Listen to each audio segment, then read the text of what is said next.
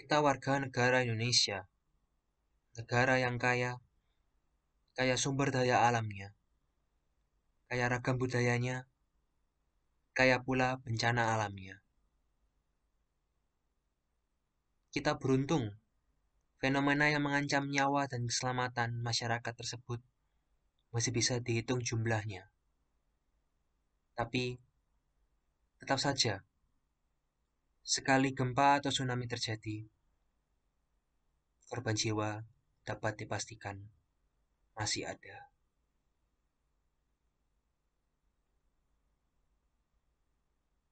Bagi kita yang di daerah terbilang aman, seperti di kota Surabaya ini, bukan tidak mungkin kita bisa mengalami bencana-bencana yang dialami saudara kita di luar sana. Mengingat Surabaya tidak memiliki ketinggian daratan yang cukup dari permukaan laut. Tetapi kondisi kita masih jauh lebih baik dari ibu kota, di kota Jakarta, yang tenggelam di telan banjir di awal tahun 2020 ini. Memang terasa idealis bila kita berharap semua pihak bisa sama rata merasakan rasa yang sama. Namun bukan tidak mungkin kita yang berada di atas angin mampu merasakan kepedihan yang sama dan mengulurkan tangan memberikan bantuan kepada yang tertatih-tatih hanya untuk memijak bumi. Kita sama-sama makhluk ciptaan Tuhan. Mengapa tidak bisa mengasihi saudara kita, baik yang seiman maupun tak seiman, baik yang satu suku maupun tidak, seperti Tuhan sudah mengasihi kita dengan cuma-cuma memberikan kehidupan pada kita? Ingatlah bahwa bila kita memberdayakan dan melayakkan manusia sebagai manusia, maka kita akan diberdayakan dan dilayakkan pula oleh alam dan sesama manusia. Janganlah menjadi biadab dengan menaikkan harga untuk sumber daya yang dibutuhkan sesama. Bisnis memang harus terus berjalan, tapi ingat kita juga punya utang bisnis kehidupan dengan yang kuasa. Pentingkan kebutuhan yang mendesak bagi khalayak ramai.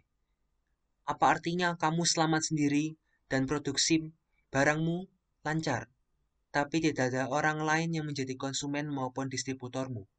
Sama saja bohong. Apalagi bila bencana alam datang, gunakan kemampuanmu untuk membantu. Sebarkan bantuan, sebarkan harapan. Hal-hal yang bisa kita lakukan memang tidak sebanyak itu. Namun sebanyak itu pun yang kita lakukan, sedikit apapun itu, memiliki arti bagi mereka yang sangat-sangat membutuhkannya. Jika tidak kuat menanggung sendiri untuk memberi, ajaklah yang lain.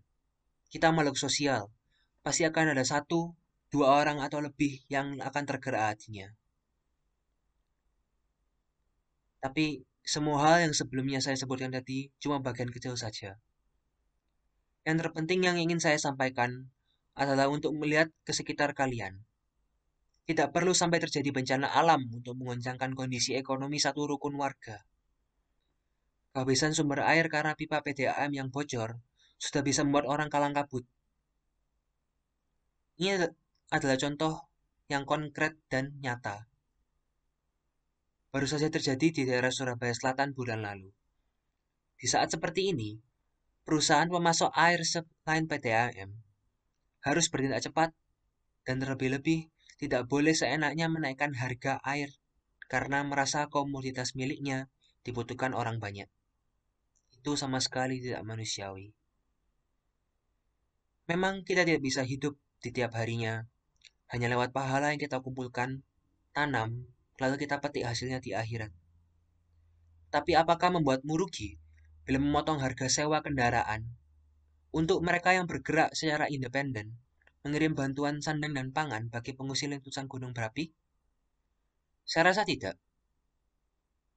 Memang terdengar tidak realistis, mengingat hidup berjalan membutuhkan uang, dan pasti orang tidak mau rugi. Tapi mari kita berpikir dari sudut mereka yang terpinggirkan. Apa mereka sekarang diuntungkan? Tidak. Maka dari itu, jangan menambal kerugianmu dengan memanfaatkan kerugian orang lain.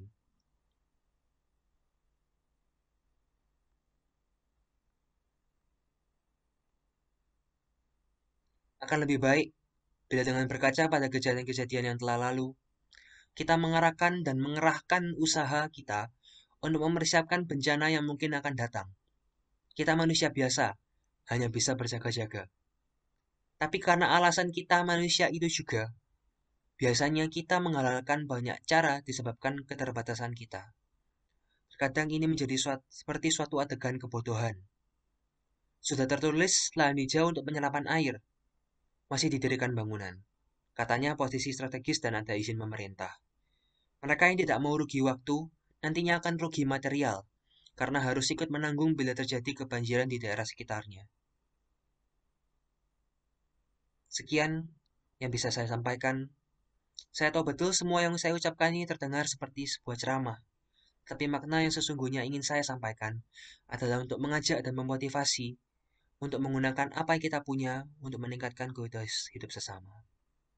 Nama saya Jonathan, terima kasih.